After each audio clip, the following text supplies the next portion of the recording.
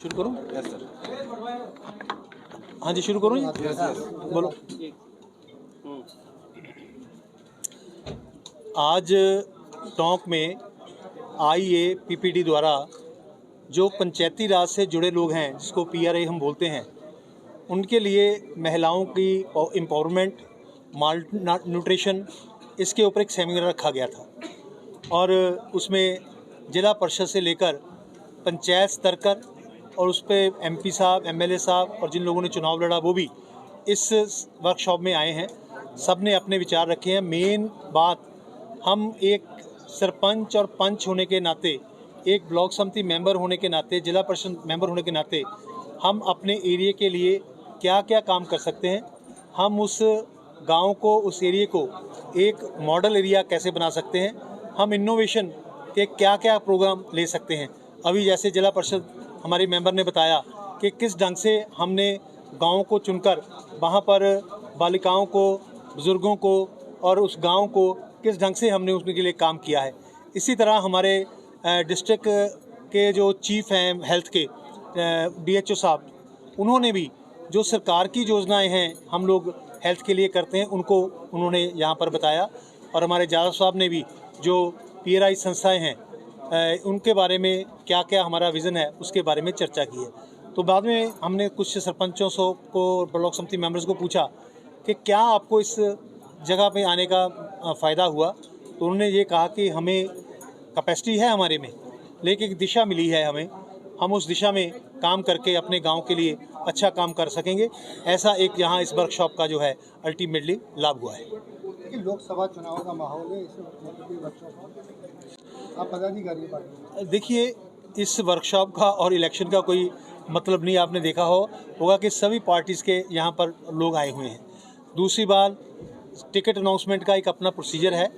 यहाँ पर प्रदेश की चुनाव समिति कुछ नाम रिकमेंड करती है, केंद्रीय चुनाव समिति जो है वो उस नाम के ऊपर चर्चा करके जिसको टिकट देना है उसकी मुहर लगाती है।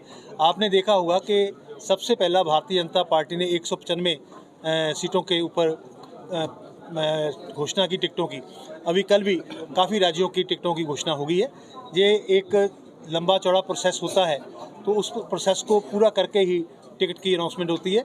और मेन जो कंसिडरेशन होता है वो विनेबिलिटी होता है कि कौन कैंडिडेट जीत सकता है, उसकी संभावनाएं क्या है, सब की रिपोर्टिंग के ऊपर फिर ये निर्णय किया जाता है। देखो, पहले असम की बात करूंगा कि वहाँ के मुख्यमंत्री जिस ढंग से लॉ एंड ऑर्डर को कंट्रोल कर रहे हैं, मेरा ख्याल एक अच्छा उदाहरण उन्होंने पेश किया है। वेस्ट बंगाल की बात आप समझते हैं कि अभी संदेशवाली में जो हुआ वो किस तरह की घटना थी।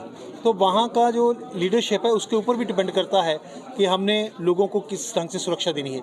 ये राज्य सरकार की जो है ड्यूटी है, प्रायोरिटी है कि वो लोगों को सुरक्षा दे। वो कहीं की भी सुरक्षा हो, वो उनकी जिम्मेवारी रहती है कि वो सुरक्षा दे। कई सारे देखिए सर इनोवेटिव आइडियाज़ आपने शेयर किए, कोई ऐसा नया इनोवेटिव आइडिया जो ग्राम विकास योजना के लिए था? देखो, सबसे पहले जो एक गांव होता है, जैसे मेरा परिवार मेरा घर है, तो सरपंच का परिवार जो है वो उसका गांव है। जैसे देश के प्रधानमंत्री ने कहा कि मेरा परिवार मेरा देश है, 140 करोड़ लोग मेरे परिवार के सदस्य हैं। तो जब ये भावना सरपंच के मन में आ जाएगी, जो व्यक्ति अपने परिवार के लिए जिस ढंग से उसके विकास के लिए, उसकी तरक्की के लिए, उसकी खुशहाली के लिए काम करता है, उसी तरह सरपंच जो है वो अपने गांव के लिए काम करता है। CA को लेकर केरला, वेस्ट बंगाल, देखिए, अभी आपने एक उदाहरण देखी, पाकिस्तान से आई हुई लड़की यहाँ सरपंच बनी। CA है क्या? पहली बात, मैं आपके धन्यवाद, आपने क्वेश्चन कुछ पूछ लिया, मैं यहाँ भी बोलने वाला था। पहले भी सिटीजनशिप दी जाती थी, लेकिन उसका प्रोसेस बहुत लंबा था, ऐसा था कि किसको मिली ही ना। तो हमारी सरकार आई, मैं खुद यहाँ पर राजस्थान के बहुत से लोग हैं जो पाकिस्तान से आए हुए हैं और आज तक वो बेचारे सिटीजन बन नहीं पाए, पाकिस्तान जा नहीं सकते।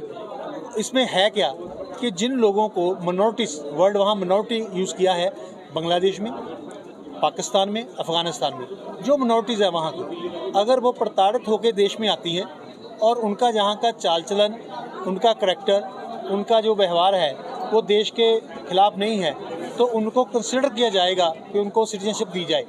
आगे 11 साल का समय था फिर भी नहीं मिलती थी, आज उसको कम कर दिया गया है और आसानी से इन सब बातों को रखते हुए उनको सिटीजन दी जाएगी। रह तो रहे हैं वो, अगर इतने लोग हैं, अगर उनको यहाँ पर कोई बेनिफिट नहीं मिलता, कोई वो अपना खुले होके जी नहीं सकते। मैं एक आपको एग्जांपल देता हूँ कि जब मैंने इसको स्टडी करना शुरू किया तो अमृतसर की एक सब्जी की रेडी पे मैं गया, उसके पास जो असिस्टेंट था, सहायक था, वो एक डॉक्टर था, क्वालिफाइड डॉक्टर, जो पाकिस्तान से प्रताड़ित होकर अमृतसर में आया हुआ था। तो उसने कहा जी मैं डॉक्टर हूँ, लेकिन मैं जहाँ एक रेडी पे 20 रुपये रोज़ पे काम करता हूँ। अब देखिए कितना ह्यूमन राइट वॉल्यूशन उस बंदे का होगा, वो यहाँ प्रैक्टिस नहीं कर सकता, उसकी पढ़ाई सारी बेकार। तो ऐसे लोगों को भी जो है सोचकर सीए का लाभ मिलेगा, और जो लोग इसको छोटी सोच से देखते हैं वो मानव अधिकारों का हनन कर रहे हैं। देखिए उनमें हौसला है क्या?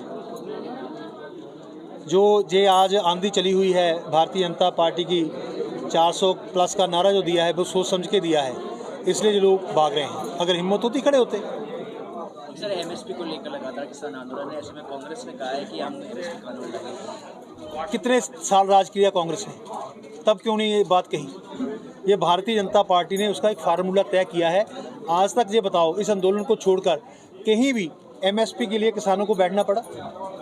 हमने फार्मूला तय कर दिया, उस फार्मूले के तहत से लोगों को भाव मिल रहा है। वन नेशन वन इलेक्शन को लेकर कमेटी ने एक रिपोर्ट सौंपी है, किस तरह देखते हैं, उसके लागू होना चाहिए? देखिए उसका लाभ है, बाकी जो कमेटी बनी है उसके ऊपर सरकार विचार करेगी, जो सरकार विचार करेगी उसके ऊपर निर्णय लिया जाएगा उस ढंग से।